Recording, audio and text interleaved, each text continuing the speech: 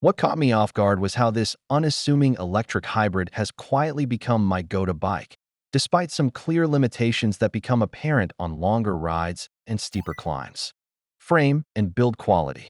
The oversized aluminum frame feels reassuringly solid underfoot, though at 27.5 kilograms, it's no lightweight. Raleigh has clearly prioritized durability over weight savings with the 6061 aluminum construction, and the integrated 500 WAU Power 2 battery keeps things looking clean compared to the older external battery designs. The low-step frame geometry puts you in a comfortable, upright position that works brilliantly for pottering around town, but can feel a bit sluggish when you want to push harder. Shimano hydraulic disc brakes provide confident stopping power in wet weather, and the Suntour NEX suspension fork with 50mm travel takes the sting out of potholes without feeling bouncy. The MiK-compatible rear rack, full mudguards, integrated lights, and wheel lock all come standard, making this genuinely ready to ride from day one. Build quality matches bikes costing significantly more, with clean cable routing and solid finishing throughout. Suspension and handling. This is where the Motus Tour shows its touring pedigree. The front suspension fork works well for smoothing out rough tarmac and light gravel paths, though it's not designed for anything more adventurous than towpaths and bridleways. The 31.6mm suspension seat post adds another layer of comfort that really pays dividends on longer rides. The geometry strikes a comfort-first balance that transforms challenging climbs into manageable efforts. On steep sections, the upright position lets you put power down efficiently while the motor assistance kicks in smoothly. The handling feels stable and predictable, though the hefty weight means it's not particularly nimble in tight spaces or when maneuvering at low speeds. Where it excels is on flowing countryside rides. The Schwalbe cruiser tires provide decent grip on mixed surfaces, and the overall package feels reassuringly planted when descending. The bike inspires confidence rather than excitement, which perfectly matches its intended audience. Drivetrain and performance. The Bosch Active Line Plus motor delivers 50 Nm of torque, which puts it firmly in the middle ground of e-bike assistance. This isn't the most powerful system Bosch makes, but it provides smooth, natural-feeling support that never feels overwhelming. The 4 assistance modes, from Eco through to Turbo, give enough range to match different terrain and battery conservation needs.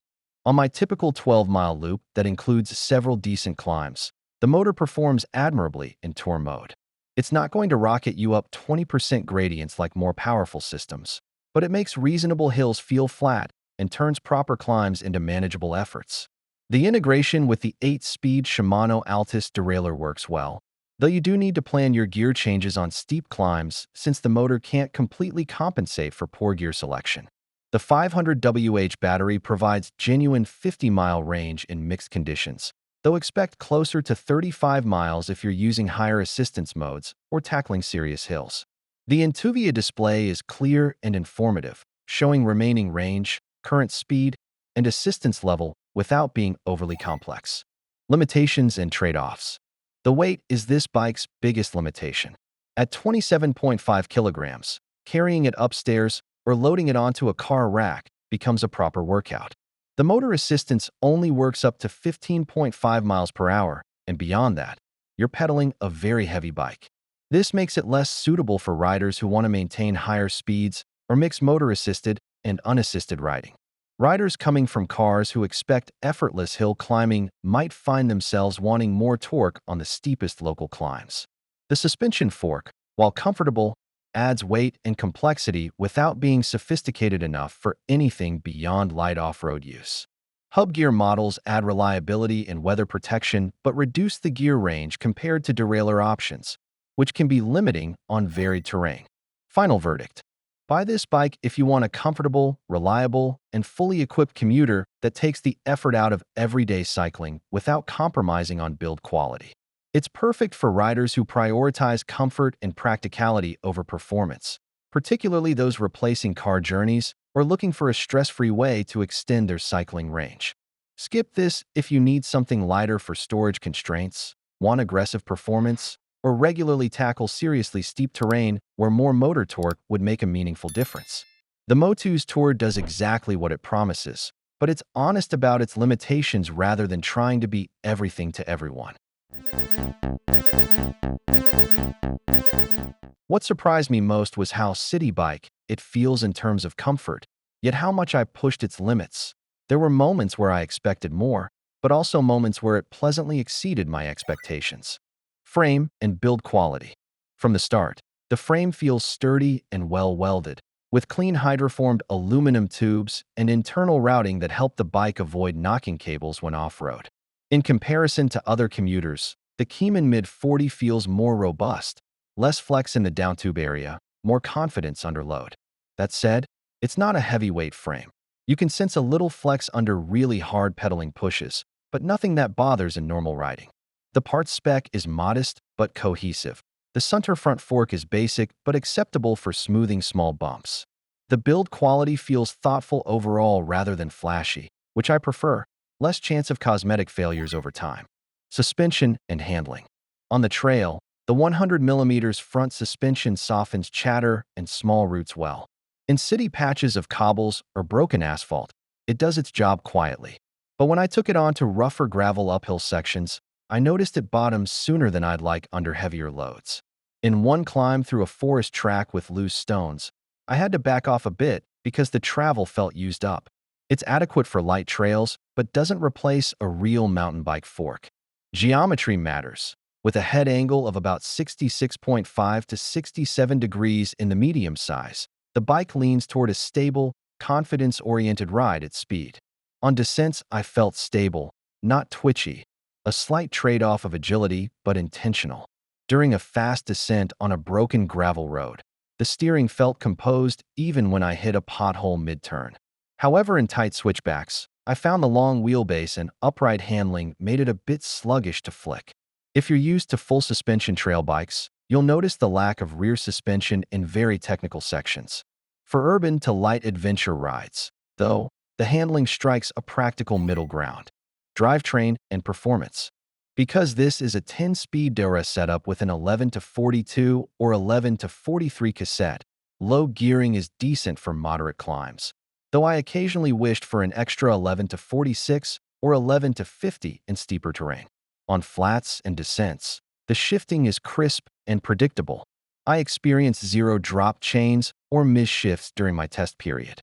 Compared to some budget e-bikes I've ridden, the consistency is a notable upgrade. One minor gripe. Under heavy torque, I sometimes felt a slight hesitation just as I shifted upward, just a fraction of a second. It never killed the ride, but a more refined drivetrain might avoid that. In terms of reliability, the drivetrain held up well with minimal adjustment needed over the 300 kilometers, no major maintenance orders. Limitations and trade-offs. This bike is not a trail shredder. The suspension travel and basic fork limit how aggressive you can go off-road. The lack of a rear shock means rough lines or big hits are off the menu. For riders who expect mountain bike agility or bomb through rock gardens, this may feel under-equipped. Also, the mid-lower component choices are obvious cost cuts to hit the price point. If you demand top-tier brakes or premium suspension, you'll want to upgrade further. But for a commuter, light adventure rider, these trade-offs are reasonable. If your riding style is relaxed or urban-heavy, you likely won't mind. Final verdict. Buy this bike if you want a sturdy, reliable, do-everything urban, light adventure e-bike that can handle city roads, gravel shortcuts, and occasional forest tracks without fuss. You'll especially appreciate it if you value durability, clean styling, and a bike that encourages you to ride more.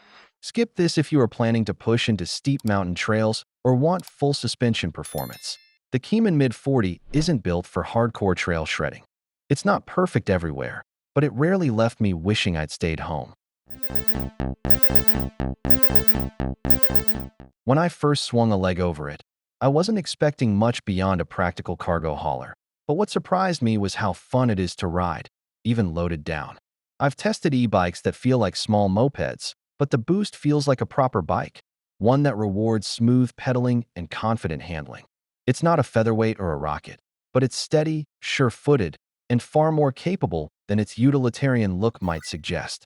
Frame and build quality. The Benno Boost runs on a rigid aluminum frame paired with a rigid fork, and while that might sound harsh on paper, In real riding, it feels balanced and solid. The frame has a low step-through design, making it easy to mount even with panniers or child seats attached. I'm about 5 feet 10 inches, and the upright geometry felt natural from the first ride. Plenty of stack for comfort, but not so much that it feels sluggish when steering. In terms of build quality, the welds are clean, paint is durable, and nothing rattled loose even after weeks of bumpy commutes. The Boost's integrated rear rack is one of the best I've seen, stiff under load and compatible with Benno's modular accessories.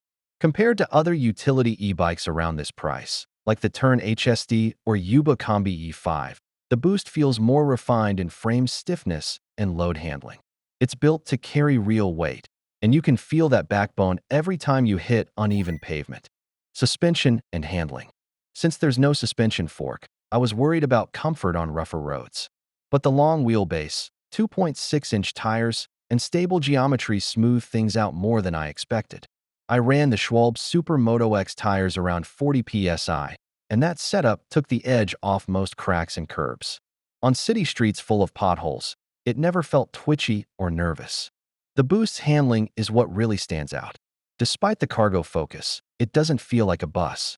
The steering is predictable, and it tracks straight even with a heavy rear load. I carried 2 full grocery panniers and a backpack through downtown traffic, and it remained composed, never wallowing or flexing under pressure. Climbing on the Boost is steady. The mid-drive Bosch Performance Line motor provides consistent torque and makes short work of steep grades. On a local climb I often test bikes on, about a quarter mile at 10%, it cruised up with minimal strain, even with 30 pounds of cargo. The low center of gravity helps a lot. It feels planted rather than top-heavy. On descents, I appreciated the stable wheelbase and predictable braking from the Shimano hydraulic discs. It doesn't dive or feel sketchy even with added weight on the rack. Tight switchbacks take a little more lean due to the long rear end, but it's manageable once you get used to its size. Overall, it's a bike that prioritizes confidence over agility, and that's the right call for its category. Compared to the Tern GSD, the Boost feels more relaxed and natural, especially when riding unloaded. Drivetrain and performance. The Boost uses a 10-speed drivetrain paired with the Bosch Performance Line motor, and together they deliver smooth, intuitive assistance. Power delivery feels natural. It doesn't surge or lag when you start pedaling, which makes it easy to ride at a consistent pace. On climbs, the motor's 65 Nm of torque is enough for most urban hills, and I rarely needed the top assist mode except when fully loaded. The gear range is wide enough to handle both steep grades and faster sections on open roads. Shifting has been crisp and reliable through wet commutes and dusty backroads. I did one basic chain clean after about 300 miles, but no mechanical hiccups beyond that. Compared to some cheaper hub motor setups I've used, this mid-drive feels much more efficient and balanced. It actually rewards pedaling rather than just adding push. Battery life has been solid, too. On mixed terrain with moderate assist, I've averaged around 45 to 50 miles per charge. It's not class-leading, but respectable for the power and load capacity. Limitations and trade-offs. No suspension means you feel bigger bumps, especially if you hit gravel at speed. If you're coming from a mountain bike or want comfort over everything, that might be noticeable. The long wheelbase can also make tight maneuvering tricky. Parking in narrow spaces or turning on sharp paths takes extra attention. Component-wise, everything is reliable but utilitarian. You won't find top-tier drivetrains or high-end brakes, but that's fair for the category. Riders chasing sportiness might find it too tame, while utility-focused riders will love its composure. Final verdict. Buy this bike if you want a reliable, stable, and thoughtfully designed e-bike that can replace short car trips, carry real cargo, and still ride like a bike. It's perfect for urban riders, parents hauling kids, or commuters who value stability over speed. Skip this if you're looking for an agile, sporty e-bike or one with built-in suspension comfort. For me, the Benno Boost's biggest strength is how it makes every errand feel like a small adventure. It's a workhorse that invites you to ride more, and that's exactly what a great bike should do. I've been riding the HSD S00 for about 8 weeks, totaling close to 400 kilometers, hauling everything from panniers full of groceries to a child seat with my toddler, across city commutes, park paths with rolling sections, and a few light gravel detours. I tested it in dry weather, heavy rain, and some slushy winter roads. What surprised me is how well it handled cargo duties while still feeling nimble enough to be enjoyable. I expected a sluggish utility machine, but instead I found a versatile bike that also revealed a few compromises. Frame and build quality. The HSD S00 uses a 6061 aluminum frame with a low step-through design, sliding dropouts for belt tensioning, and a frame tested for a maximum gross vehicle weight of about 180 kilograms. The fork is a custom Suntour unit with 70 millimeters of travel, 32 millimeter stanchions, and a through axle. The build includes a Gates CDX belt drive, an Enviolo heavy-duty hub, and Magura MT4 hydraulic disc brakes. Lights and racks are well integrated and designed to handle heavy use. On the road, the frame feels very solid under load. I noticed little flex at the bottom bracket when climbing with a child and a full rack of gear.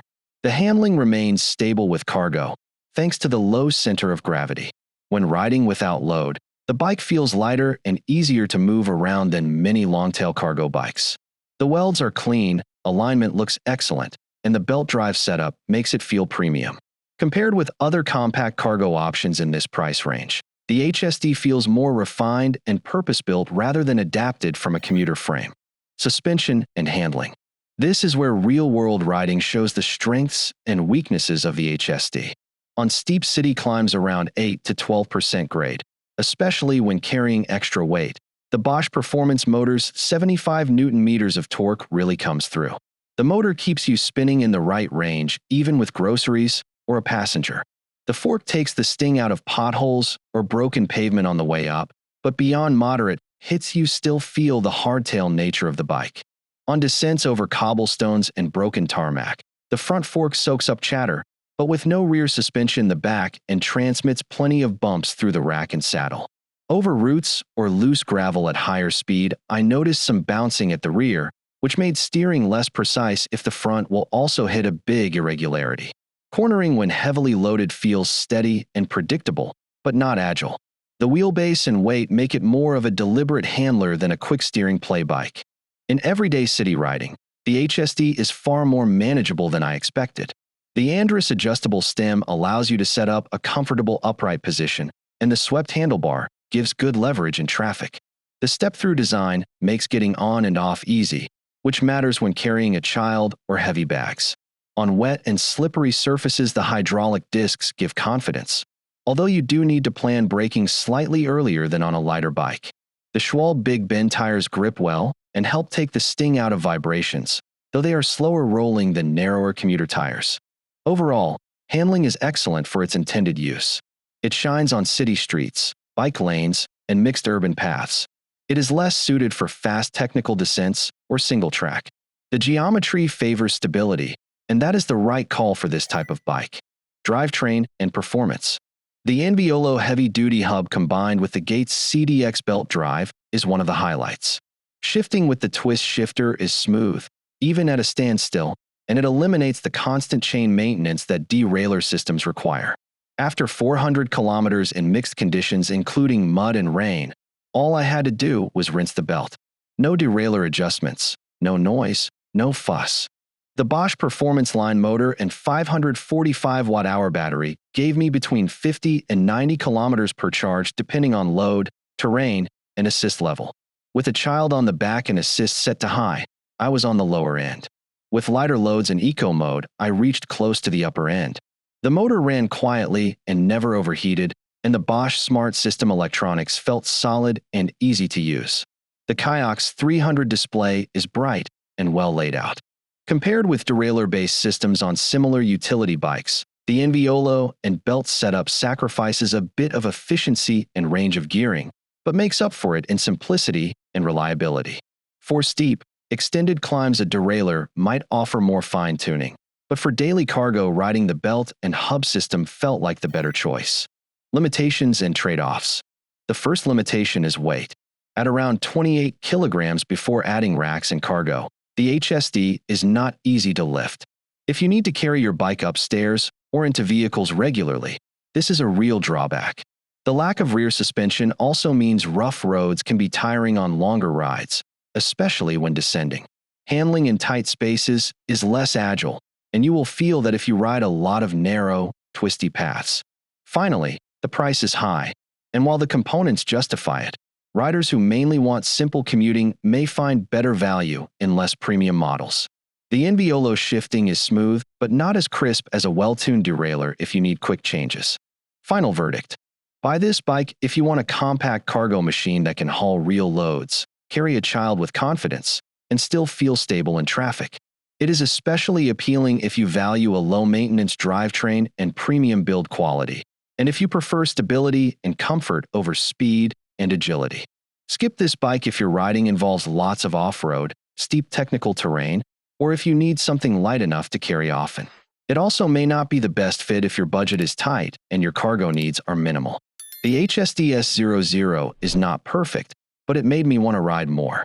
That, in my book, is the real measure of a good bike. What surprised me most was how much the ride feels more relaxed cruiser with utility chops rather than a sharp commuter, despite its somewhat sporty wheel size and Bosch drive. I came in expecting nimble city-only performance, but found it handles more varied conditions than I thought. Frame and build quality. Overall build feels solid. At 25-28 kg depending on the version, it's heavy, which you notice when lifting or pushing, but on the move the rigidity is good. The finish is also premium. Paint, cable routing, color-matched fenders, and the racks are well fitted. Components are mostly upper mid-range. Red drivetrain in the 27.1, hydraulic disc brakes, puncture-resistant Schwalbe Super Moto X tires. Compared to competitors in this price range, Lundi 27 stands out for its component finishes, racks, lighting, fenders, and frame integration. In that class, you sometimes sacrifice accessory quality, but here you don't. Suspension and handling.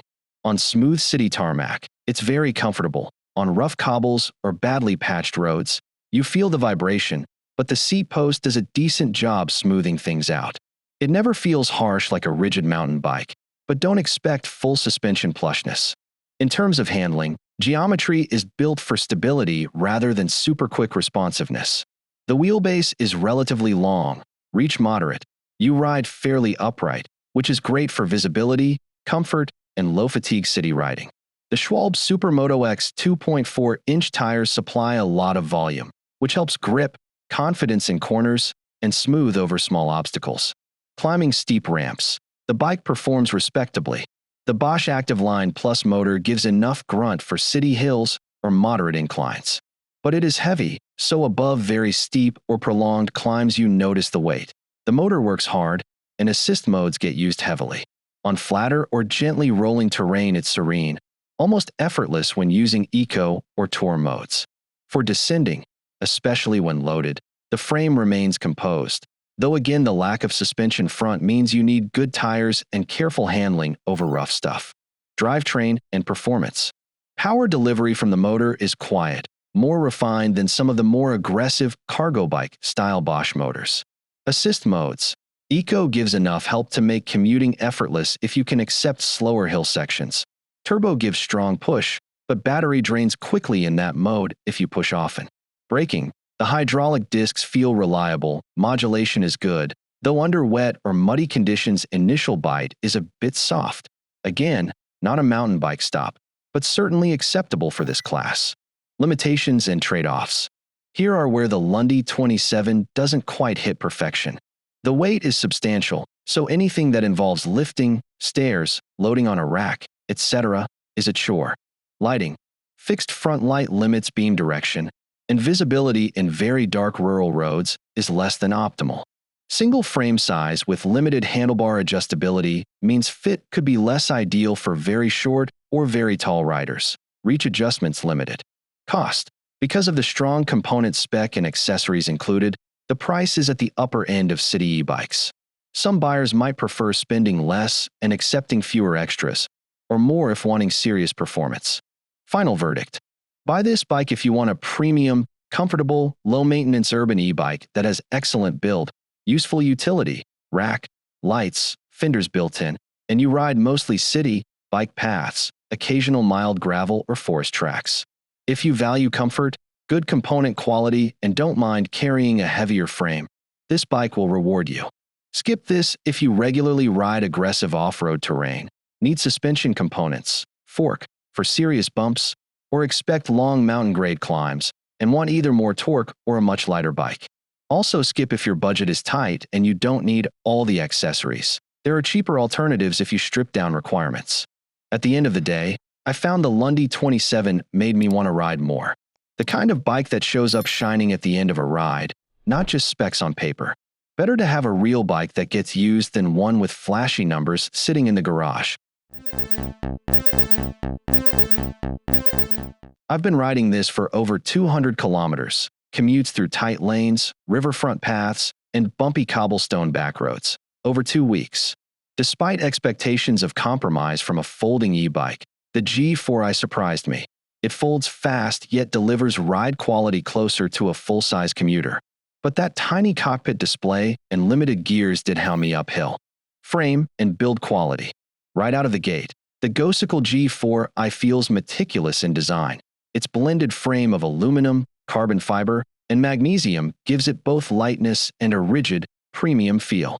Hidden cables, seamless welds, and a clean aesthetic make it feel more cockpit-like than bike handlebar. Folding is delightfully quick, 8 to 20 seconds with one hand, thanks to a refined latch system, and once folded you can roll it with pit stop wheels, which is handy in cramped train cars. Compared to other premium folders like the Brompton Electric or Tern Vectron, the G4i is noticeably lighter and more trail-swift in folds and unfolds. Suspension and handling. The G4i has no full suspension, but a clever 25mm rear elastomer lock shock that smooths out smaller bumps, uneven pavement, and park trails. Its 20-inch wheels are big for a folder, which means more stability and better roll over rough bits. Urban feedback feels planted, not twitchy. On cobbles I felt very little frame flex. Its low-centered weight and stiffness from the carbon mag frame let me corner confidently, even in tight S-curves along river paths.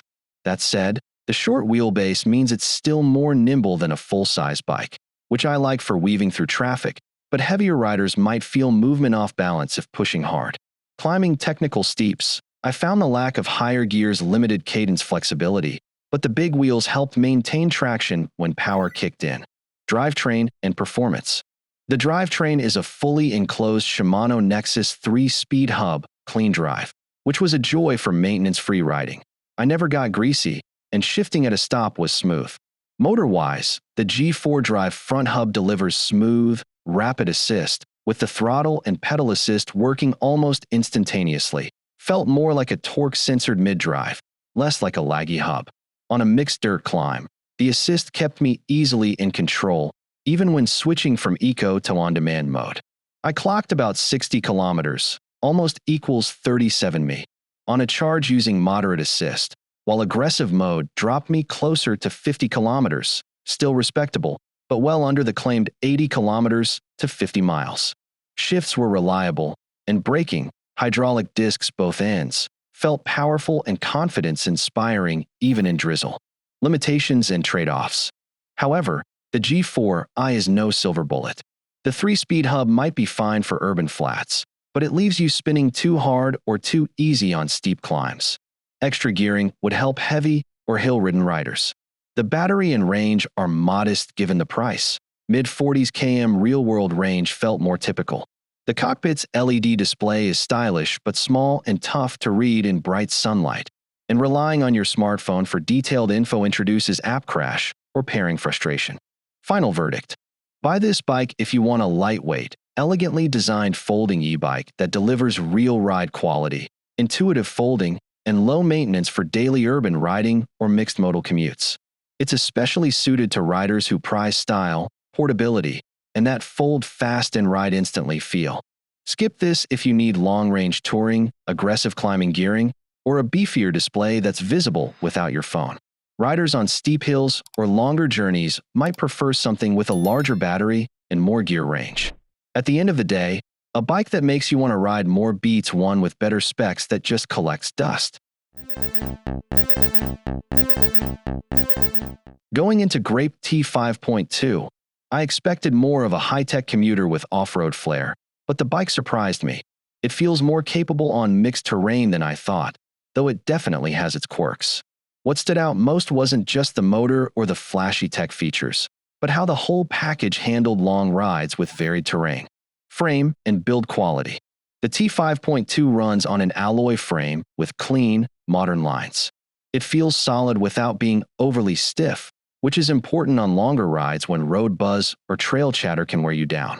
At 6 feet 0 inches and 175 pounds, I found the frame geometry comfortable, upright enough for long-distance rides, but not so slack that it felt lazy on climbs.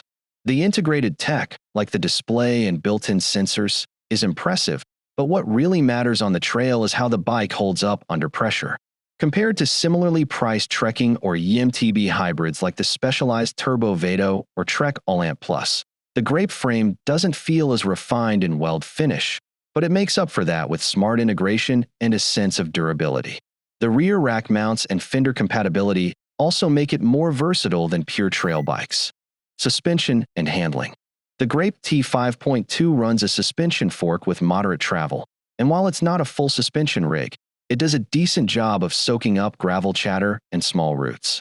On smoother fire roads, I rarely felt beat up, and on rolling forest paths, the fork gave me just enough confidence to stay seated over rougher patches.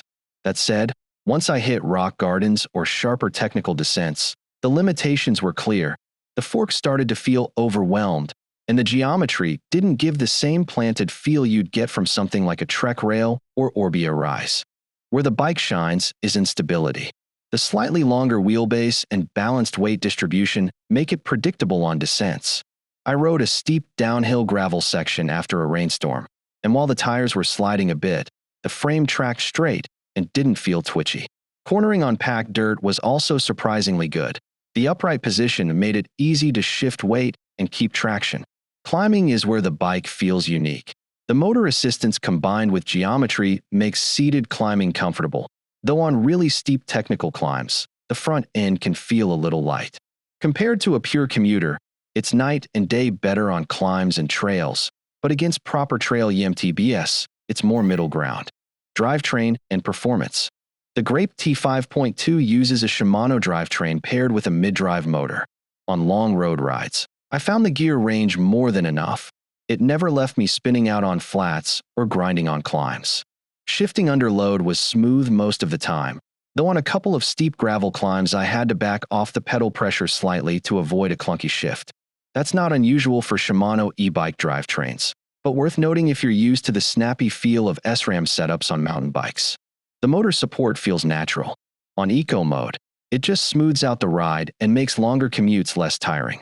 On turbo, it pulls you up climbs with ease, but it never felt jerky or unpredictable. Over the 400 miles, I didn't have any issues with reliability. No skipped gears, no battery oddities, no creaks in the drivetrain.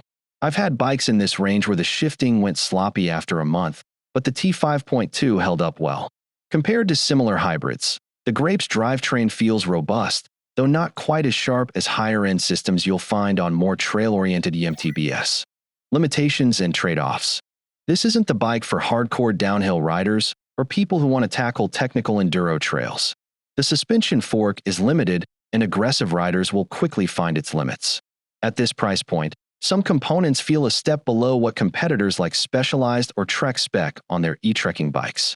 And while the tech features, like the built-in connectivity, are cool, they won't matter to riders who just want pure trail performance. If your riding is mostly rugged single track, you'll be better served elsewhere. Final verdict. Buy the Greyp T5.2 if you want a versatile e-bike that blends commuting comfort with the ability to handle gravel, fire roads, and light trails. It's perfect for riders who want one bike that can do weekday rides to work and weekend exploring without swapping bikes. Skip it if you're looking for aggressive trail performance or if suspension capability is a top priority. For me, the golden rule applies. This bike made me want to ride more often, and that counts for more than any spec sheet. I've been riding the electric bike company Model Y for about 3 months now, putting in just over 400 miles across mixed conditions, city streets, some gravel paths, and a few steep urban climbs that I usually test commuter-style e-bikes on.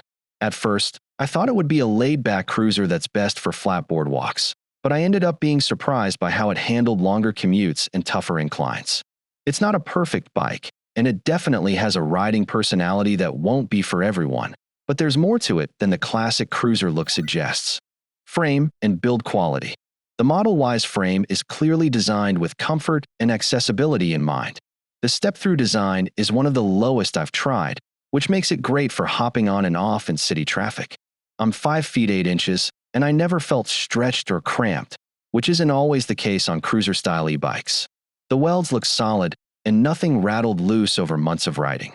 What stands out is the customization. The paint job and details feel much more personal than off-the-shelf bikes in the same category.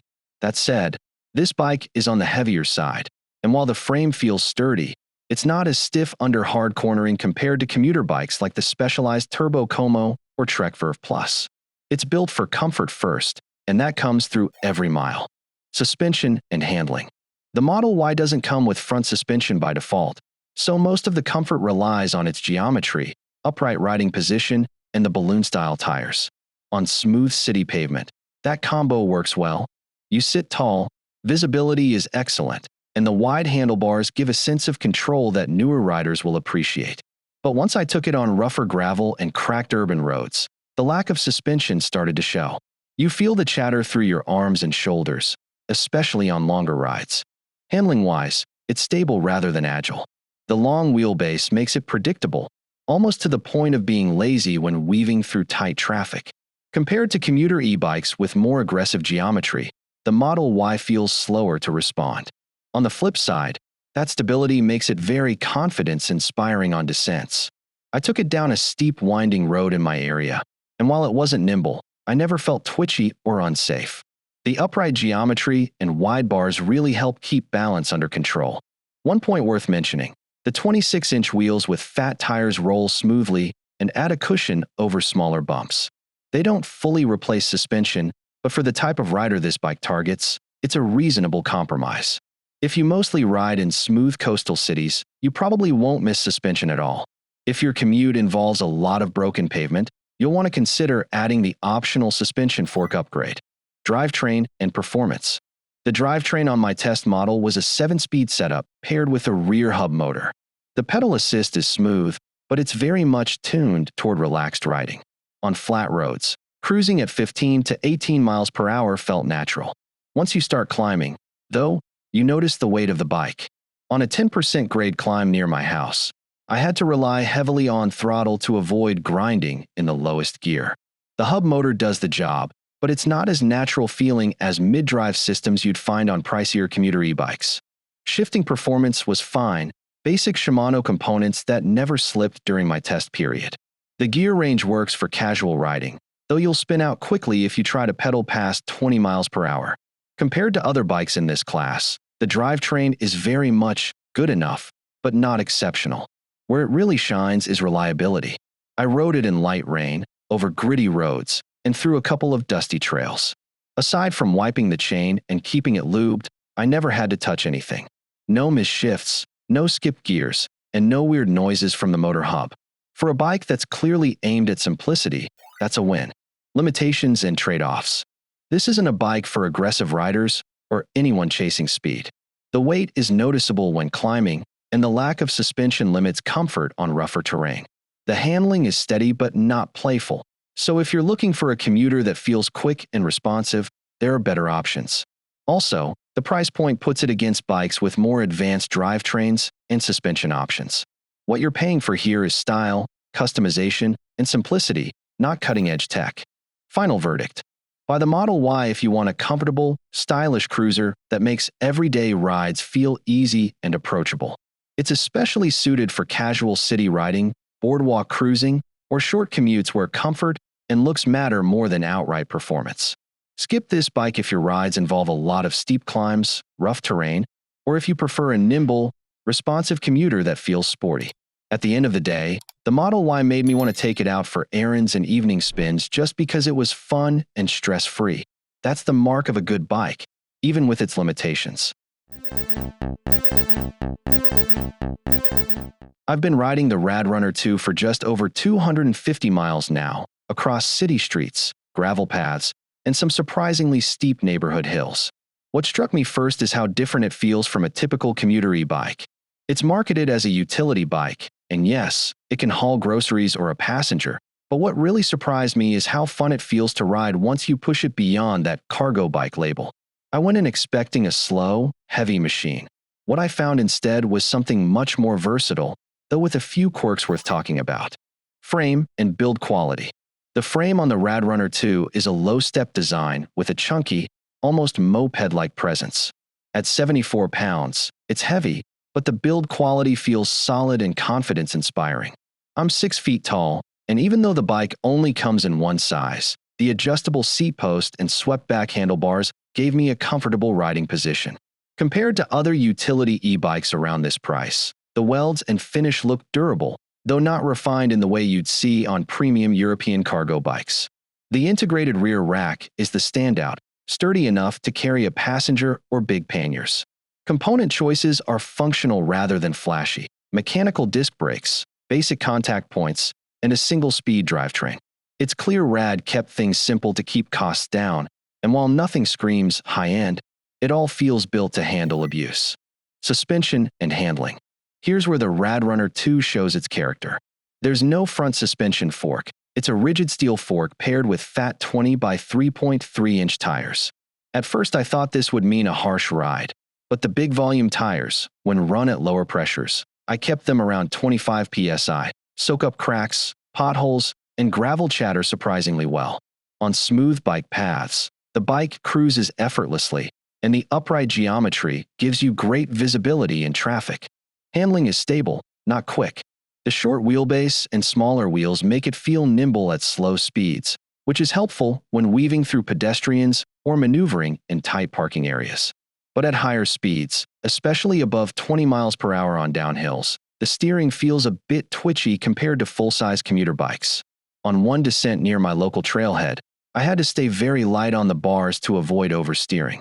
Climbing is more about motor support than finesse. With just a single gear, you rely on the 750W rear hub motor to get you up hills. On a steep climb around 10 to 12%, I found myself spinning the cranks mostly for cadence while the motor did the real work. Descending, the bike feels planted thanks to the low center of gravity. Those sharp turns remind you that fat utility tires aren't made for carving. Compared to something like a Tern HSD or Aventine Abound, the RadRunner 2 feels less refined in suspension comfort, but more playful thanks to its compact geometry, drivetrain, and performance. The single-speed drivetrain is both a strength and a limitation. On flat ground, it's wonderfully simple, no derailleur adjustments, no missed shifts, just pedal and go. The cadence matches well with the motor assist up to around 18 miles per hour.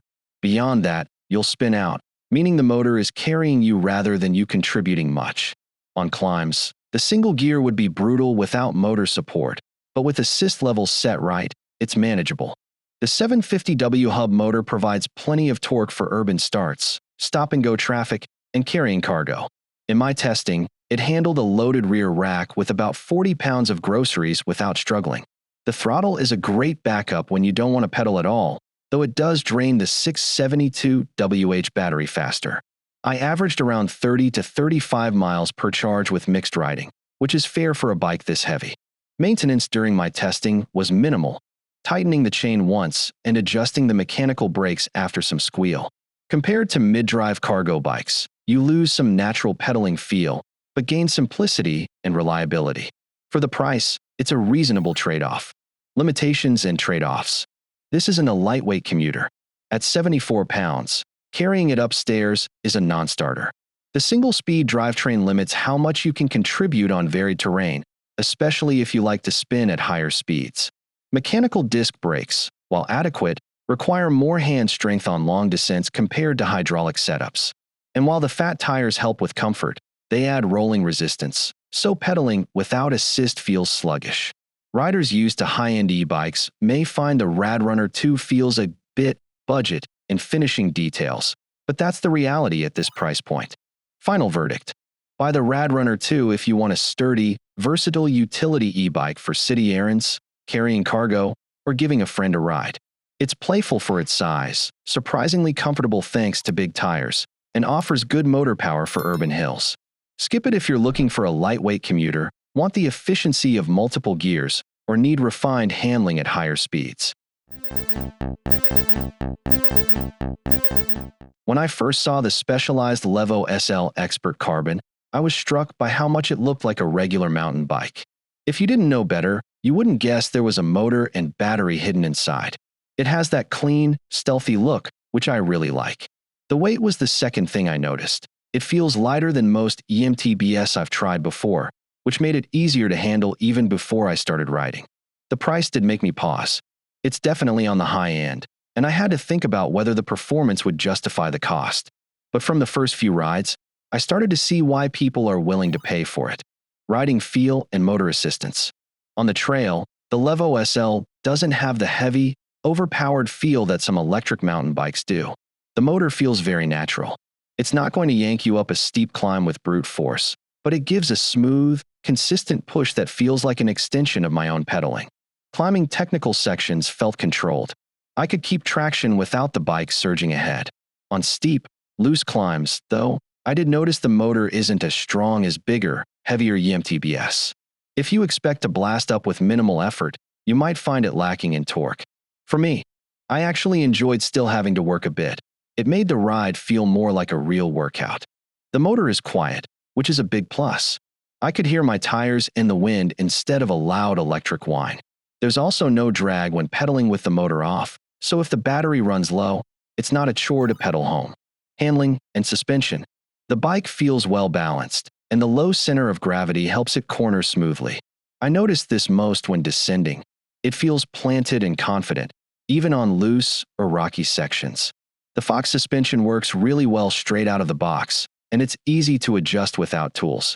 The mullet wheel setup, 29-inch front, 27.5-inch rear, gives a nice mix of rollover ability and agility. The front wheel rolls over rocks and roots easily, while the smaller rear wheel makes it easier to handle tight turns. The only drawback I found is that the ground clearance is a bit lower, so I had to be mindful of pedal strikes in rocky areas. Battery and range. The internal 320 WH battery is fine for most of my rides, which are usually 2 to 3 hours. But on longer days, I did feel some range anxiety. There's an optional range extender, which adds more capacity, but it's an extra purchase and not a cheap one. One thing I found inconvenient is that the main battery isn't easily removable. If I ever need to replace it or service it, I'd have to take it to a shop. Charging is simple, but the port location is low on the frame near the crank, which means I have to be careful not to get it muddy. Components and details. The SRAM GX Eagle drivetrain shifts smoothly, even under load, but because the motor doesn't have shift sensing, I've learned to ease off slightly when changing gears to avoid extra wear. The brakes are solid, but I know some riders prefer to upgrade them for more bite. The tubeless wheel setup from Roval was surprisingly easy to work with. The valves click into place, and I've had almost no pressure loss over weeks of riding. It's a small thing, but it makes maintenance easier. The Mission Control app is another nice touch. I can adjust the motor's power output to suit the ride, dial it down for more workout, or boost it if I'm feeling tired. Limitations. Aside from the price, which is high, my main concerns are about the proprietary motor system. Since it's new, there's no long-term track record for reliability or availability of parts. Also, small extras like the range extender cable or certain accessories add to the total cost more than I expected. Final thoughts. After spending time with the specialized Levo SL Expert Carbon, I think of it as a bike for riders who want a natural-feeling EMTB that still makes them work. It's light, quiet, and rides a lot like a regular mountain bike, but with just enough help to make longer or steeper rides more fun. It's not for someone who wants maximum power or a budget-friendly option, but if the price isn't a deal breaker and you value ride quality over sheer motor force, it's a very enjoyable bike. I find myself reaching for it often, even on days when I could take a regular bike, simply because it feels so balanced and fun to ride. I unboxed the Prodigy V2 and put it together. Ride1Up says it arrives about 85% assembled. At first glance, it looks solid. The frame is aluminum, and the cables aren't beautifully hidden, but they feel secure. The display is quite small, and in bright sunlight, I had to angle it to read it, which was a bit annoying. Everyday ride feel. Once it was ready, I took it on my morning ride. The first thing I noticed was how smooth the assist felt. The Brose mid-drive motor with torque sensing steps in gently, no jerky surge, which made starting at lights feel natural. I rode mostly in tour mode and was able to cruise easily at speeds up to 28 miles per hour when I pushed a bit. The bike corners confidently. The geometry and 27.5-inch wheels, paired with 2.25-inch Maxxis Recon race tires, make it feel stable even at higher speeds. Riding through city streets and light trail detours felt solid. Suspension and tires. The air spring suspension fork, about 100 millimeters travel, is surprisingly decent on city cracks and speed bumps. It softens impacts without being sloppy. That makes daily commuting more comfortable than on a rigid bike or a cheaper coil suspension. The tires grip well even on patchy pavement, though they add a bit of rolling resistance compared to smoother commuter tires. Good for mixed terrain, less for pure speed. Shifting and drive system. I tested the belt drive CVT version, which means there's no chain or derailleur. Instead, gear changes happen inside a smooth internal hub. You twist the grip shifter, and the bike responds instantly. No clunky shifts, no drop chain. The gearing range feels wide too, making climbs feel easy even at slow speeds. Maintenance is minimal. I haven't had to clean or oil anything, and after riding around 1,800 miles with someone else on Reddit, they said their bike works flawlessly, in all weather, with no cleaning. Battery and range. On a 25-mile round-trip commute with about 400-foot elevation, one Reddit user kept assist on the second lowest level and had plenty left. Maybe 40 miles total easily possible. Reviews put range in tour mode at about 50 to 65 miles. Eco mode could push beyond 80 to 90 miles depending on weight and terrain. I matched those numbers. About 60 miles in tour mode felt realistic and comfortable. In boost mode, I drained faster, about 30 miles. But that's expected. Braking and safety. The 4-piston Tektro hydraulic disc brakes feel strong and offer good modulation. In panic stops and downhill braking, they inspire confidence. Stopping distance is solid, and I felt in control even carrying gear or on uneven surfaces. Comfort, fit, and practical stuff. The saddle is firm but supportive after a few rides. The handlebar grips are ergonomic and lock firmly. Integrated front and rear lights work fine in typical city lighting conditions. The rear rack and included fenders mean you're reasonably ready for commuting right out of the box. That said, the single frame size feels snug if you're taller than about 6'2". I'm around that height, and while I made it work with adjustments like a longer seat post, taller riders sometimes report feeling cramped. One reviewer said their frame feels just slightly scrunched. Pros I appreciate. Smooth and consistent pedal assist that feels intuitive. Very low maintenance, belt drive, internal hub, minimal cleaning needed. Air fork and knobby tires add ride comfort for mixed terrain. Strong brakes, stable handling, and built-in commuter extras. Excellent range in eco and tour modes, even under heavier riders. Limitations and real talk. The weight is a real factor. It's not ideal for hopping around or riding without assist. Fit may be uncomfortable for taller riders unless adjusted. The frame is one size. Display size is small and can be hard to read in bright light. While cables work well, I'd prefer cleaner internal routing.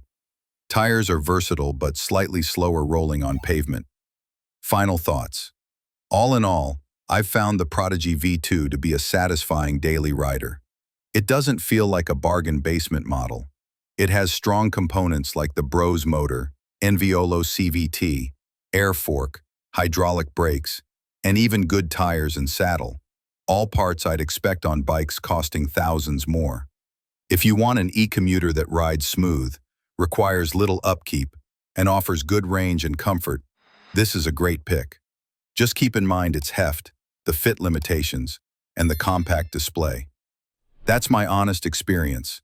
Hope that helps you get a feel for what it's like to live with the Prodigy V2 day to day. When the Mycle Cargo arrived, I was struck by its sheer size and weight. It's not subtle. Assembly took a couple of hours, installing the front wheel, handlebars, lights, pedals.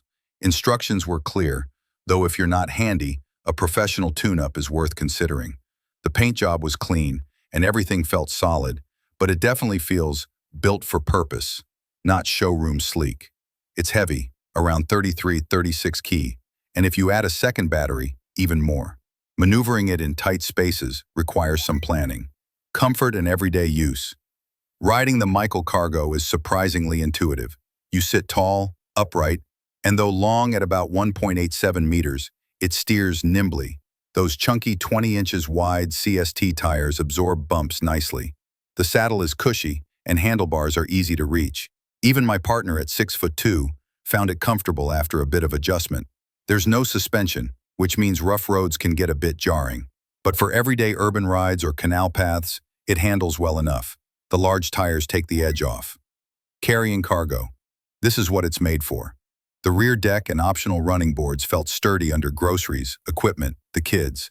My 11-year-old hopped on for a school run and felt safe and stable. The rack holds up to 125 kg, while the total bike plus rider plus load rating is around 210 kg. I didn't max it out, but the bike handled loads easily. Even on steeper hills, it felt much more stable than I expected. Electric assist.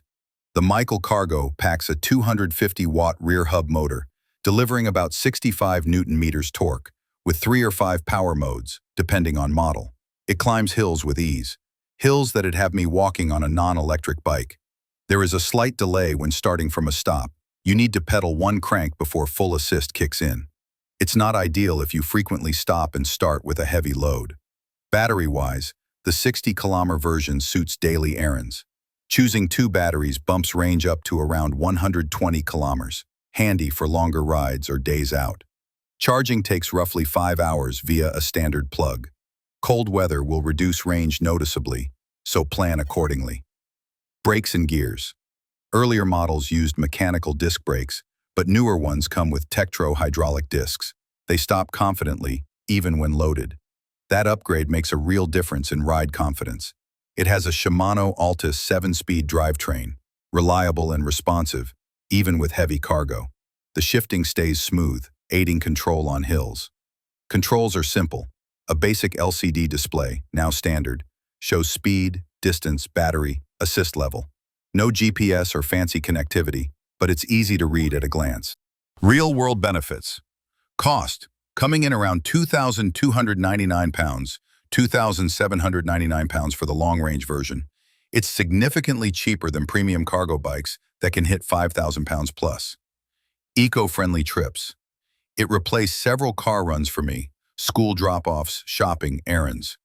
Built to adapt, you can customize it with baskets, child seats, weather shields, panniers. Limitations to consider. Size and storage. Its length and weight make it hard to store in small flats or garages. Startup lag. That delay from stop to power is noticeable, especially on hills. Finish isn't premium. The frame looks functional rather than sleek. Cable routing and battery placement are utilitarian. Accessories extras. Some add-ons, lock, panniers, running boards cost extra, so budget more if you need them. Final take. I genuinely like the Mycle Cargo. It feels like a reliable workhorse, strong, capable, and thoughtfully designed to do cargo bike things without fuss. It won't win any beauty contests, and it's not a nimble commuter on crowded bike lanes, but it does haul, climb, and carry with purpose. If you want a practical, eco-friendly alternative to car trips, especially if you regularly carry kids, groceries, or bulky items, and you're after value over flash, the Mycle Cargo delivers. It has quirks, but its core job, transporting real stuff in the real world, is done well, honestly, and affordably. I first heard about the CGO600 Pro when tech sites praised its slim silhouette and clean looks. The down tube hides a removable 360 watt-hour battery, and cables tuck away neatly. When I pulled it out of the box, I noticed it felt lighter than most e-bikes, around 17 kilograms, 37 pounds bare bones. Assembly was straightforward: attach bars, pump tires, mount seat, and I was riding. On the road. Right from my first ride, the CGO600 Pro felt more like a regular bike with a boost, not a bulky electric contraption. The magnetic torque sensor responds the moment you pedal, and the support is smooth, with no noticeable delay. I used the lowest assist level for gentle help on flats, and the top level when hurrying between meetings. With a 250 WAU rear hub motor, it hit the legal assist cap of 20 miles per hour, 32 kilometers per hour. Climbing steeper hills requires more leg effort since it's single speed and lacks gears. The bike handles moderate grades okay, but on anything steeper than 10%, I felt the strain. Comfort and handling. Because it's light and nimble, weaving through city traffic is effortless. The narrowish tires and stiff aluminum frame mean you feel road bumps more than on cushioned bikes. I learned to lower tire pressure a bit and keep speed moderate to improve comfort. Still, it's not built for rough paths. It shines on smooth roads. Maintenance and durability. One huge relief is the carbon belt drive. No greasy chain, no rust in wet weather, and it's quiet as a whisper. Reports suggest it can last over 18,000 miles. Awesome for minimal upkeep. I never had to clean or lube it. Hydraulic Tektro disc brakes grabbed well, though I did get a local bike shop to fine-tune them during a brake squeal. Worth it for safer stops. The app connects via Bluetooth, shows range, trip data, and even locks the bike. I used it daily to check estimated range. Very helpful. Plus, I toggled assist levels without stopping. Range and battery. I regularly got 50 to 55 miles, 80 to 90 kilometers, on mixed rides, which matches the 53-mile. The battery is removable, so charging at home or the office is easy. A full charge takes around 4 hours. I haven't had the bike die mid-trip, but on colder days I noticed a bit less range, around 10 to 15% reduction, but no surprise there. What I loved. Light and slick design, feels like a regular bike, not a bulky commuter. Effortless belt drive. Maintenance practically vanished with no chain to oil or clothes to dirty. Responsive motor. Torque sensor gives smooth and strong support right when you ask for it. Removable battery and app. Handy for charging and monitoring range on the go. Looks sleek, gets comments, and doesn't scream, e-bike. What could be better? No gears. Single speed makes hill climbing harder and can limit top-end pace. Limited hill power. Motor is good, but not built for steep inclines. Brake setup required. Hydraulic brakes were awkward at first. Final thoughts. After over 6 months of riding this bike daily, I feel confident recommending it for urban riders like me who want something light enough to carry upstairs or toss on a rack. Prefer a clean, low-maintenance setup. Use it mostly on city streets and need moderate pedal support. Don't need to tackle steep hills or off-road paths. The CGO600 Pro delivers pleasant everyday rides, solid range, and simplicity. It isn't for climbers or rough terrain explorers, but as a commuter, it's been dependable and enjoyable. If you're okay choosing comfort over rough terrain smoothing and value ease of care, this bike is a smart pick without feeling like you're buying into hype. I've been riding a regular hybrid for years, but the stop-and-go traffic on my 10-mile round-trip commute started wearing me down. I wanted an e-bike that could give me motor help on steep city bridges, yet still feel like a bicycle, not a scooter. The WAU Bike, specifically the X Plus Tourer version, caught my eye because of its claimed 100-mile assisted range and the row of LED lights built into the frame.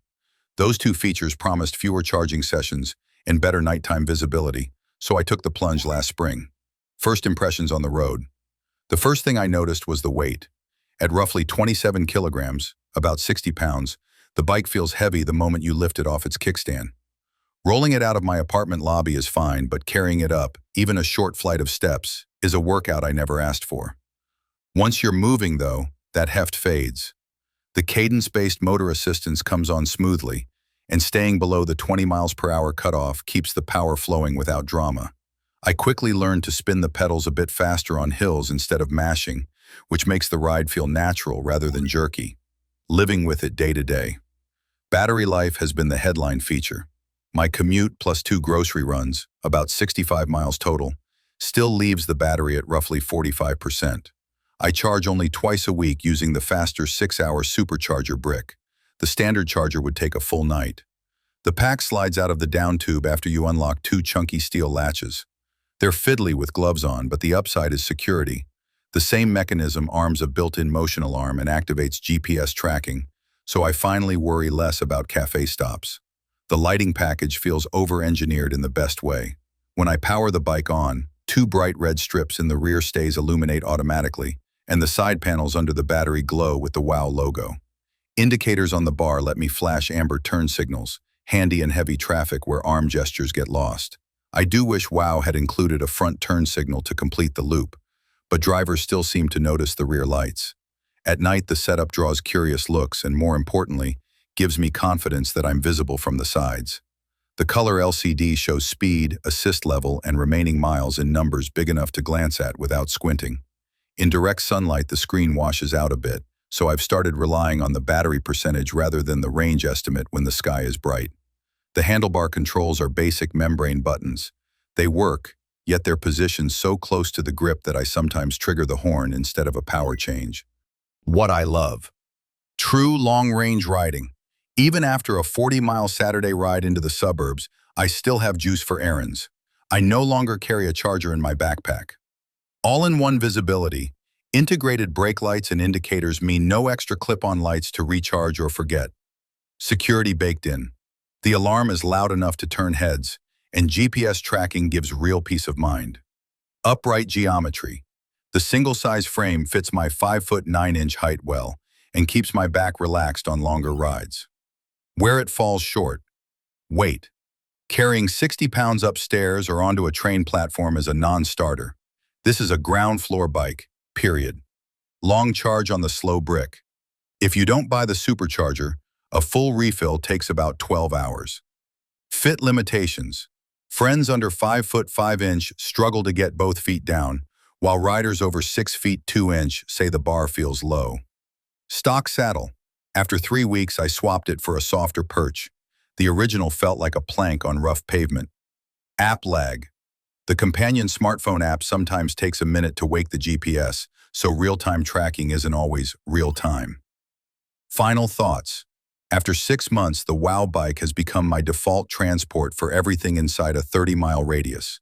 The massive battery and showy lighting make daily riding easy and safe, and I appreciate not having to babysit detachable lights or range anxiety. That said, its sheer bulk is the constant trade-off. If your routine involves stairs or tight storage, think twice. For riders who value range, security, and nighttime presence over outright portability, the WAU bike feels less like a gadget and more like a reliable, slightly futuristic companion. I can't call it perfect, but I no longer dread hills or late rides home, and that alone makes the wait worth hauling. When I first saw the Ribble Hybrid ALE, I didn't even realize it was electric. That was one of the reasons I bought it. I wanted something that looked like a regular bike, but could help me get up hills and go a little farther without making it obvious I was on an e-bike. The design is very clean. The battery is hidden in the frame, and the motor is in the rear hub, so unless you're really looking for it, you won't notice it's electric. Lifting the bike also surprised me. It's lighter than I expected for an e-bike. I can carry it up the 2 steps to my porch without much trouble. That already made it feel more manageable for daily use. How it rides. Riding the Ribble Hybrid ALE feels very natural. It's not like some e-bikes where the motor kicks in too strong or feels jerky. This one gives a gentle push, just enough to take the edge off, especially when starting from a stop or going uphill. I still feel like I'm doing the work, but I don't end up out of breath all the time. There are 3 assist levels, and I mostly use the middle one. It gives me enough help without draining the battery too fast. On flat ground, I sometimes turn the motor off completely and pedal on my own. The bike still rolls well even without power, which isn't always the case with electric bikes. One thing I noticed is that the motor won't help you above a certain speed. That's fine for city riding, but if you like to go fast, the support fades out once you reach a certain point. I just keep pedaling, but the transition can feel a little sudden at times. Daily use and range. I use the bike mostly for commuting and errands, about 8 to 10 miles a day, with a few longer rides on weekends. The battery has been enough for several days of short trips before needing a charge. On one longer ride, I got around 50 miles with a mix of assist levels and terrain. That felt pretty decent to me. Charging is pretty straightforward, but one small downside is that the battery isn't removable unless you take apart the crank. That means I have to bring the whole bike inside or near an outlet. It's not a huge deal for me, but I can see how it might be annoying for people who live in apartments or don't have easy access to a plug. Comfort and handling. The riding position is upright and comfortable. It's not a racing bike feel, more like a relaxed hybrid. I added a more padded saddle for longer rides, but the stock one was fine for short trips. The carbon fork helps with road vibration a bit, and the tires are wide enough to give some cushion without feeling too heavy. The bike handles well. It feels stable on roads, bike paths, and even light gravel. I've taken it on a few canal paths and rougher trails, and it did okay. Not a mountain bike by any means, but it didn't feel out of place either. I wouldn't take it on really bumpy terrain though. What I've liked most about the Ribble Hybrid ALE is how it blends in. It looks like a normal bike and it rides like one too, just with a little help.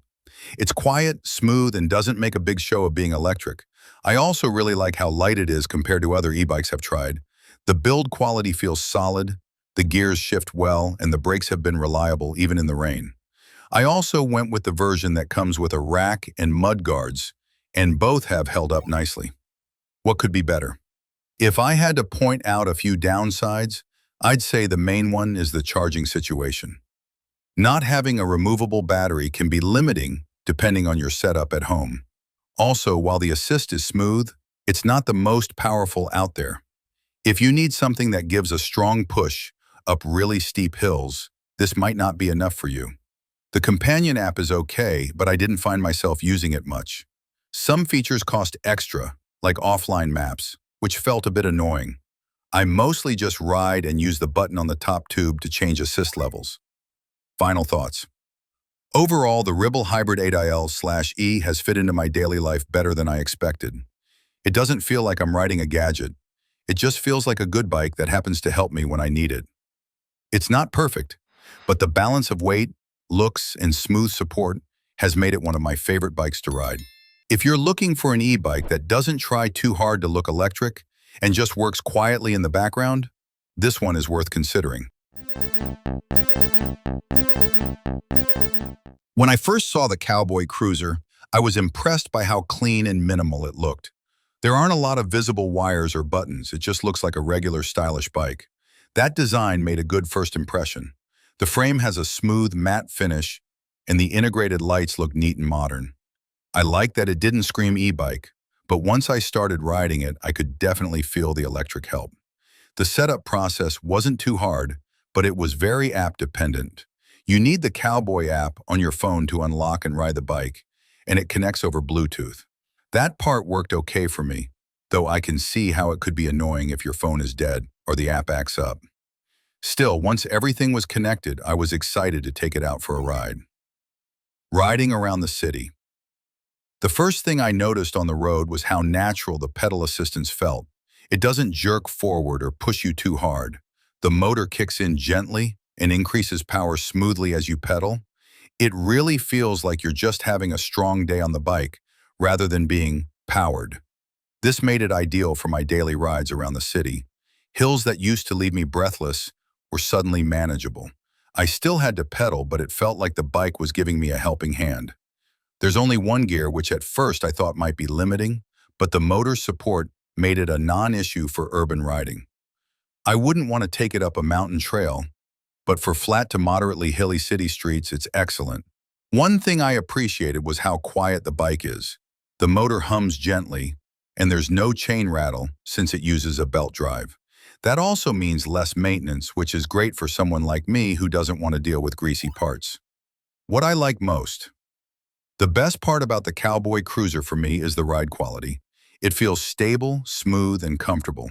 The power delivery is smart. It doesn't just turn on and off, but gradually changes depending on how hard I'm pedaling. That makes it need more like a regular bike and less like a scooter. The design is also a highlight. People often ask me what kind of bike it is when I stop at lights. It just looks different in a good way. I also appreciate the built-in lights and GPS tracking.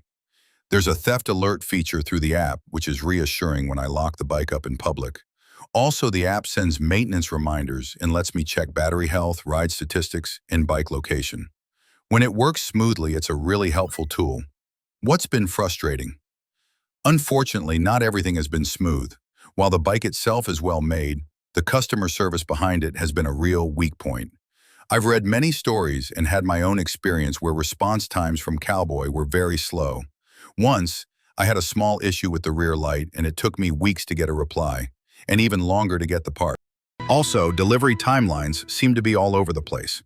I was lucky that mine came on time, but many other people I've talked to said they waited months beyond the promised date. If you're planning to order one, just be prepared that the wait might be longer than expected. Repairs are another tricky part.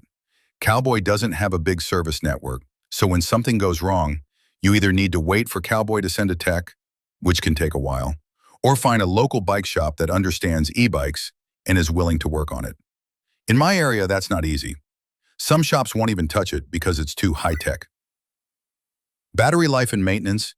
In terms of range, I usually get about 40 to 45 kilometers, 25 to 28 miles per charge, which is enough for a few days of commuting for me.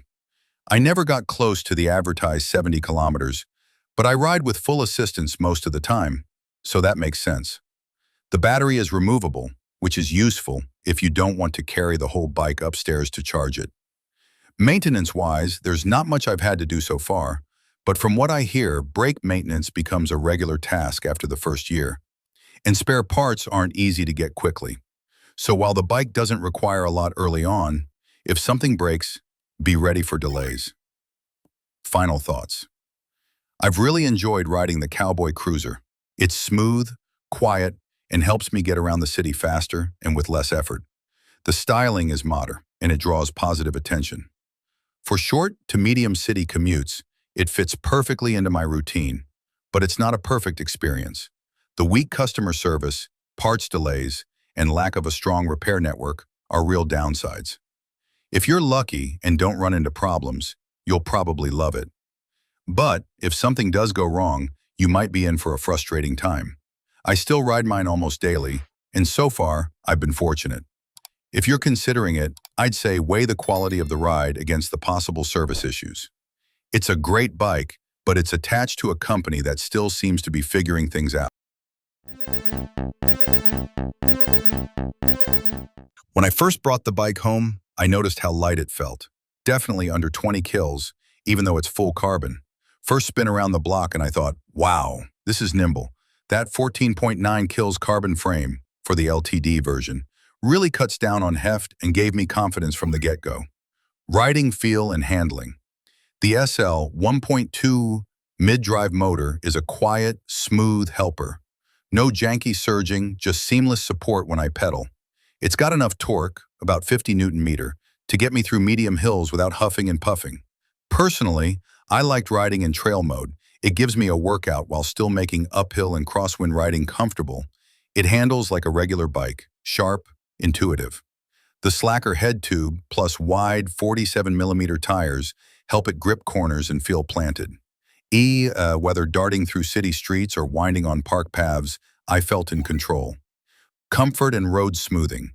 Even though it's just 20mm of travel, the spring damper under the stem reduces jarring from potholes and rough pavement. It doesn't soak up like a mountain bike, but it keeps vibrations out of my hands. I didn't even think about it midday, it just works. The 700C backs 47mm hemisphere tires add cushion and traction. On varied surfaces, pathway grit, wet leaves, they stayed composed. I could have gone for slightly knobbier up to 56mm, but these felt ideal for city rides. Daily use practicalities? Battery life has been solid. On medium assist, I consistently get around 30 to 35 miles per charge. For flatter rides, other owners report even better efficiency, up to 40 miles plus. And there's an optional range extender bottle that adds around 160 watt if I know I'm riding long. I tested the equipped version with a rear Mycle HD rack, full fenders, kickstand, and integrated lights. The rack easily handles groceries or a small pannier, and there's room to mount a child seat or trailer out back, up to 41 kilograms capacity. Front mounts support a small rack too. It's genuinely useful for everyday errands. The Mastermind H3 colored display is clear and responsive, and the handlebar joystick works smoothly. I like syncing data to the specialized app, track heart rate, cadence, rides, and get maintenance alerts. Anti-theft features like System Lock and Apple Find My gave me peace of mind. What I loved. Feels like a real bike. Light, agile, responsive, not clunky or heavy. Smooth and natural pedal support, great for staying active without struggling uphill. Comfort and control, future shock plus wide tires equals enjoyable ride all day. Practical kit, rack lights, fenders, tech, all ready for commuting life. Robust battery, reliable 30-40 mile range without frequently needing recharges. Realistic limitations. Disc brakes aren't super strong. Stopping power is decent but not aggressive. Front light is dimmer on dark pathways. Got by with a secondary light on country roads. Gear shifts occasionally less crisp. The 12-speed derailleur sometimes feels a bit clunky. Battery not user removable. Charging means wheeling the whole bike or using a service center. Crosswinds can be tricky. Some riders felt the wider fenders and rake increased sensitivity. A high price tag. You pay a premium for carbon, components, and features. It's a significant investment. Final thoughts. If you want an e-bike that's light, sporty, and urban-ready, the Vado SL2 Carbon stands out. It doesn't feel like a mini motorbike. It feels like an enhanced road bike, but one that's genuinely ready for errands and weekend fun. Comfort features are subtle yet effective, and the battery and cargo options make it practical, not just flashy. Still, it's not perfect. Stopping power, light brightness, gear crispness, ease of charging, you'll notice these in daily use. And the cost isn't sticker shock for nothing. Would I recommend it? Yes. If you want a refined, fitness-oriented e-bike built for real life, not just commuting. If your main goal is a throttle-like experience or ultra-lightweight simplicity, there are cheaper or more minimalist options. But for what it does, blend pedaling joy, comfort, and reliable support, the Vado SL2 Carbon earns its place as a premium, fun, practical machine. Happy riding. I've been using the MiRider One for a few months now, and I'm ready to share the full picture, what it's like day to day, what it's great at, and where it falls short. Unboxing and first impressions. Taking the MiRider One out of its box felt more like unpacking something thoughtfully designed than delivered in a crumpled mess. It arrived mostly folded, with clear levers and connectors, and I didn't need any tools, just a bit of muscle and flipping latches. I was impressed by how quickly I could get it rolling. Unfold frame, stem, pedals, adjust seat, and off I went within a few minutes. Building a connection with the bike. Riding around town, it feels surprisingly stable. The 16-inch wheels pack a punch with Schwalbe tires and rear suspension, smoothing out cracks and cobbles. I'm about average height, and with a telescopic stem and seat post, I could dial in the feel that worked for me, and it proved adaptable for my partner too. It rides more like a full-size bike than you'd expect from something this compact. I recall doing 5-mile runs and I was relaxed, even on rough pavement. 5 power assist levels let me tune in just the right boost. Level 1 when I want to stretch legs, up to level 5 for steep starts. The thumb throttle is a smart touch. It gives you a quick surge, especially climbing curbs or pulling away. The motor has a gentle hum. Not silent, but hardly bothersome in a city setting. The claimed range is about 45 miles under ideal conditions. In my real-world rides, I average closer to 25 to 30 miles, especially with frequent hills or heavier assistance. In winter chill and headwinds, range dipped further. Some users reported halves in cold snaps. Charging takes around 2-3 hours. And since the battery is removable, I simply slid it out and charged indoors. Daily use. This bike really folds down small, low enough to fit in a car boot, under a desk, or into tight storage. Built-in magnets and a clip-on strap help keep it compact and secure. Rolling it folded is surprisingly smooth, using a tiny wheel near the crank. It's great for navigating train stations or malls. It comes standard with front light, mud guards, kickstand, even a bell. Smaller extras like the soft grips and gel saddle make everyday use nicer. The single-speed setup eliminates gear fiddles and grease concerns. I don't miss gears for city use, but I can see how serious hill climbers might. Realistic limitations. At about 17 kilograms, it's heavier than a non-electric bike, and you'll feel it when lifting it into trunks or carrying upstairs. Nothing major, but you will notice the gentle whirring, more than silent belt drives, but not alarming. It has mechanical disc brakes, They pull well but need a firm squeeze, especially in wet weather, and can feel just a touch behind hydraulic systems. If your route includes lots of hills or starts, you'll burn battery faster. Commuters may hit 20 to 25 miles on a charge in colder weather. There's no dedicated smartphone app or navigation overlay. You'll use your own phone mount and map app, Google Maps, or similar. Final thoughts. MiRider One shines in urban, mixed-use ride contexts, commute, errands, train linking, weekend outings. It folds fast, rides comfortably, and the power assist is adjustable enough for every need. The motor hums and the bike is a bit hefty, but if you're okay folding and moving it around, those are minor trade-offs. I'm glad the standard accessory spared me trips to the store. My commute, 10 miles round trip, fits perfectly within its sweet spot range, even in winter. But if you regularly do 30-plus mile rides or need ultralight carry, this might not be your best match. Pros: quick, intuitive folding and compact storage, adjustable ride positions, one size fits most, smooth assist levels and handy thumb throttle, sturdy build, reliable accessories included. Cons: heavy to lift. Disc brakes require firm pulls, especially when wet. Battery range dips in hills and cold weather. Slightly noisy motor. Lacks app GPS features. Verdict: I found the MiRider One to be a practical, well-rounded companion for city life. It's not a weekend warrior's bike or a lightweight to carry long distances, but for daily commuting, shopping, train rides, or just cruising around town, it's been reliable and pleasantly engaging to ride. If you value portability, ease of use, and comfort, and can live without a gear system or navigation app, this bike might be the honest, dependable ride you're looking for. I decided to get the RadCity 5 Plus after spending weeks researching electric commuter bikes. I live in a busy urban area where traffic is constant, and I wanted something that could help me get to work, run errands, and enjoy weekend rides, all without arriving sweaty or exhausted. What attracted me to this bike was the mix of features, brand reputation, and what seemed like good value for the money. I had read a lot about Rad Power bikes being reliable, and the 750-watt motor sounded promising for the kind of mild hills I face. The built-in rear rack and front suspension fork also made it look more practical for city use. I'm not someone who needs top-tier specs. I just wanted something that works well and makes my life easier. Riding experience in the city. Once I started riding the RadCity 5 Plus, the first thing I noticed was how comfortable it felt. The upright riding position suits city traffic, and the handlebars are adjustable, so I found a position that didn't strain my back or wrists. The saddle is fairly padded, and although I've had softer ones before, I didn't feel sore after longer rides. The motor assistance kicks in smoothly. It doesn't jerk or startle me when it kicks on. On flat roads, the ride is quiet and easy, and I can cruise at around 18 to 20 miles per hour without much effort. The power feels strong enough for most situations. However, when I hit steeper hills, especially if I've got groceries on the rear rack, I do notice the motor starts to struggle a bit.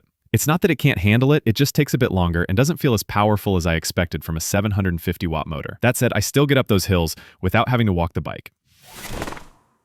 Battery life and charging. Battery range has been decent for my needs. I ride about 5 to 8 miles each way during the week, and I only need to charge the battery every few days. On weekends, if I go on longer rides, I'll top it off beforehand just to be safe. I've never run out of battery unexpectedly, but I also don't push it to the limit. The battery is semi-integrated, which looks better than the old bulky style, but it's still a bit awkward compared to fully integrated designs I've seen on more expensive bikes. Taking the battery out for charging is easy enough, though I wish it felt more solid when clicked back in. It doesn't feel loose, but it could feel a bit more locked in, if that makes sense. Still, it works just fine, and I've had no problems with charging or battery behavior so far. Build quality and components. The bike feels sturdy overall. I've ridden through some rough city streets, hit curbs, and even gone over a few potholes, and the frame holds up well. Nothing rattles or feels cheap. The hydraulic disc brakes are excellent, very responsive and reliable even in wet weather. I trust them, which makes a big difference when riding in traffic. One small issue I've noticed is with some of the smaller parts. For example, the kickstand started loosening after a couple of weeks, and I had to tighten it myself. Not a big deal, but it makes me wonder how durable some components will be over the long term. Also, I wish the headlight was a bit brighter. It's okay for being seen, but not great for lighting up darker paths. Comfort and everyday use. From a comfort standpoint, I'm pretty happy. The suspension fork softens up the ride just enough for city potholes and cracked pavement. The tires handle a mix of road and light gravel well, which gives me confidence if I cut through parks or take shortcuts on bumpy paths. I do appreciate the rear rack. It feels solid and can handle quite a bit of weight. I use it with 10 airbags and they stay secure even on rough streets. The bike is fairly heavy, which I noticed most when I had to carry it up some steps. It's not a problem during rides, but if you live in an upstairs apartment, it might be something to consider. Also, due to the size and weight, it's not super nimble, but that's a trade-off for the stability it offers. Final thoughts after a few months. After using the RadCity 5 Plus regularly for several months, I feel like I made a solid choice. It's not perfect, but it's dependable. It gets me where I need to go without hassle, and I actually look forward to riding it instead of dreading the commute. There are some things I wish were slightly better, like stronger hill climbing power and a more polished battery design, but nothing that makes me regret the purchase. If you're someone who wants an everyday e-bike for commuting and errands, and you're okay with a bike that leans more toward practical than flashy, the RadCity 5 Plus is worth considering. Just know that it's more of a steady worker than a speed machine. And that's honestly what I want. I'm in my 60s and have always enjoyed biking, but in recent years, hills started to feel like mountains. I didn't want to give up riding, especially since it's one of the few things that really clears my mind and gets me moving. After doing some research, I ended up choosing the specialized turbo Vado SL 5.0. I picked it mainly because it's a lot lighter than most electric bikes, and I wanted something that still felt like a regular bike, not a motorcycle with pedals. First impressions. Right out of the box, the bike felt solid, but not heavy. I could actually lift it onto my car's bike rack without help, which is a big deal for me. I live in a condo, and carrying it up a few steps wasn't a struggle. The brushed aluminum finish looked really clean, and the frame didn't scream electric bike, which I liked. It's subtle in a good way. The motor is quiet, and you barely notice it's there when riding, except when it kicks in to help. The assistance feels like a soft tailwind. It's not jerky or overwhelming. I've used it in eco and sport mode most of the time, and both feel pretty natural. It just makes riding more enjoyable, especially when you're tired or facing a long hill. Daily riding experience. I usually go for 20 to 30 mile rides, mostly on back roads and paved trails, sometimes with mild gravel. The bike handles well. It feels stable and smooth, especially when shifting gears. I had to get used to how light it feels compared to other e-bikes I've tried, but now I appreciate how nimble it is.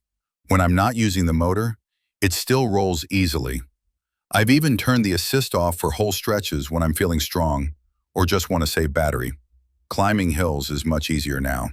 There are a couple of steep ones on my usual route that I used to avoid, but with the assist, I don't think twice.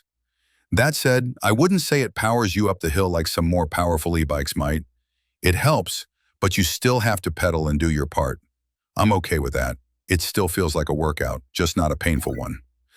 What I've added or changed. The seat that came with it wasn't the most comfortable for long rides, so I swapped it out for a cushier one. I also added a suspension seat post, which made a big difference on rougher paths. I wish the front had some kind of suspension too, especially when riding over cracks or gravel, but I've gotten used to it. I also added a small shopping basket and some better pedals. These changes made the bike feel more personal and better suited to my style of riding. Battery thoughts. The battery has been decent, but not amazing. On flat terrain and eco mode, I've gone around 45 miles without running out. When I'm doing more hills or using turbo mode, the range drops fast. There have been a few rides where I've turned the assist off just to make sure I get home with something left. I also bought the range extender, which helps, but even then I'd say I average around 30 miles in hilly areas before I start to worry. If you live in a cold climate, just know the range will drop even more. That was a bit disappointing during winter rides. Limitations and things to know. The main downside for me has been the battery anxiety, especially when I don't know exactly how far I'll be going. It's hard to relax and enjoy the ride when you're watching the battery percentage drop faster than expected. I also think it could use more climbing power on really steep hills. Even with the motor in turbo mode, it sometimes feels like it's running out of steam. Another thing that bugs me is the lighting. The built-in lights are bright and turn on automatically, but I can't seem to turn them off, even when I want to conserve energy. There's also no high beam option, which would be helpful on dark roads. And finally, I wish it came with a built-in lock or security system. For a bike at this price point, that feels like something that should be included. Final thoughts. Overall, the Turbo Vado SL5 has helped me enjoy biking again. I feel more independent, I can keep up with younger riders, and I'm out on the road more often than I was before. It doesn't do everything perfectly. Battery range and hill power could be better, but it hits a sweet spot for someone like me who still wants to pedal and feel like I'm riding a real bike. If you're an older rider or just someone looking for a lighter e-bike that feels natural and smooth, this one is worth a try. Just be ready to make a few tweaks and plan your rides around the battery. It's not perfect, but for me, it's been a really good companion.